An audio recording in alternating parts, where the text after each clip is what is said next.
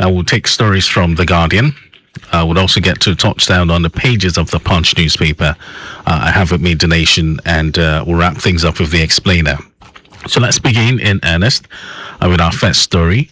It's taken from The Guardian newspaper.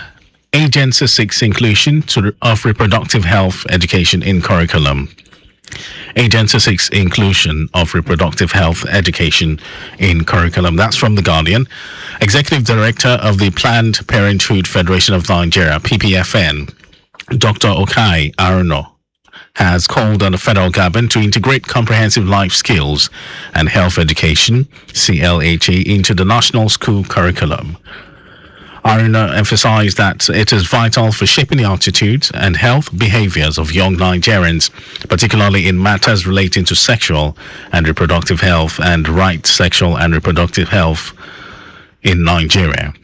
So you can read that story from The Guardian newspaper. Still on The Guardian, PCN seals 498 drug premises in Lagos over illegal operations.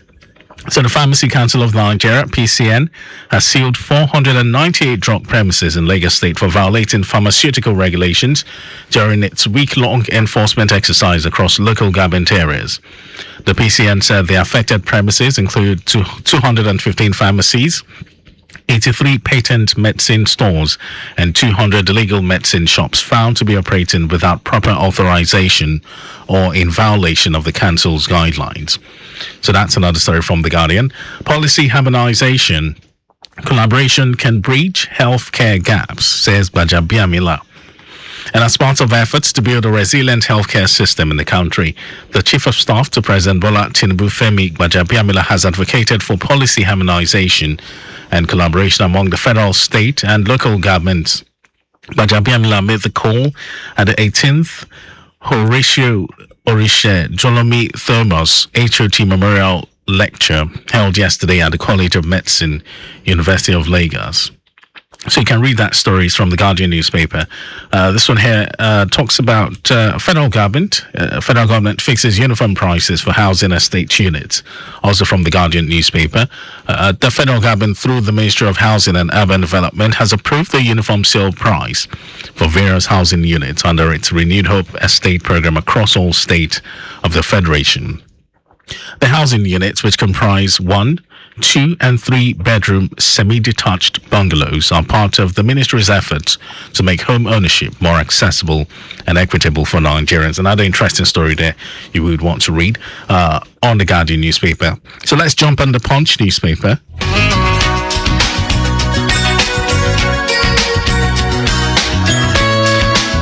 So from The Punch, our first story reads, Tinubu to Amukpiton, make 2027 polls transparent, violence-free.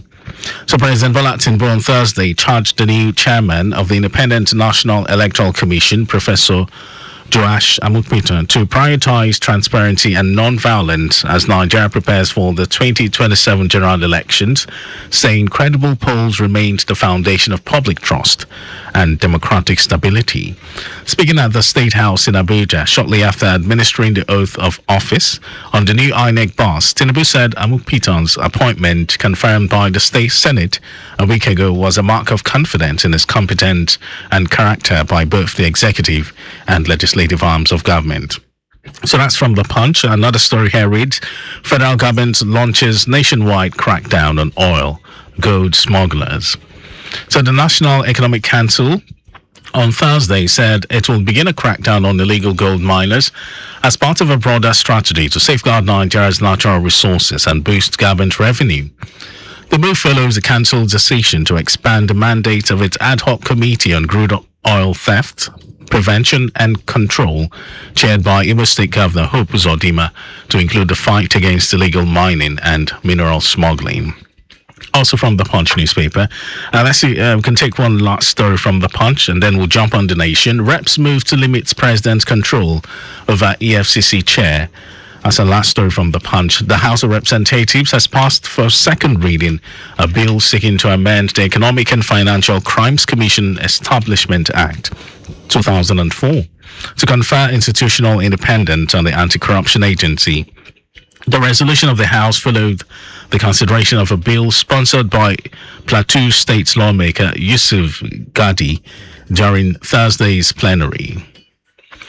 Over to the nation, Customs deploys indigenous tech for vehicle verification. From the Nation newspaper, the Nigeria Customs Service (NCS) has launched a customs verification management systems, a homegrown digital platform that allows Nigerians to verify the clearance and duty payment status of imported vehicles in real time. Now, the move is aimed at eliminating fraud, curbing the influence of middlemen, and deepening transparency across Nigeria's vehicle import value chain. So you can catch the rest of that story from The Nation. Another story here reads, Oyetola pledges to end Nigeria's fish importation. Minister of Marine and Blue Economy, Adegboyega Oyetola, has said that the federal government, through the Federal Ministry of Marine and Blue Economy, recognized the importance of seafood trade not only as an economic activity, but also as a source of animal protein and a driver of industrial linkages. He said the government was working towards achieving national self-sufficiency in fish production through increased public and private sector investment, improved aquaculture and marine fisheries infrastructure, enhanced capacity building for operators and regulators, and the adoption of modern technology and continued collaboration with stakeholders. So let's wrap things up with the explainer. I'll take just one story and move on to other things. Federal government moves to restore gas price. Others clamp down on extortioners. Quite an interesting one. The federal government during the week ordered a clampdown on marketers hoarding liquefied petroleum gas (LPG), otherwise known as cooking gas, as well as those exploiting consumers following the recent industrial action embarked upon by the Petroleum and Natural Gas Senior Staff Association of Nigeria, PENGASAN.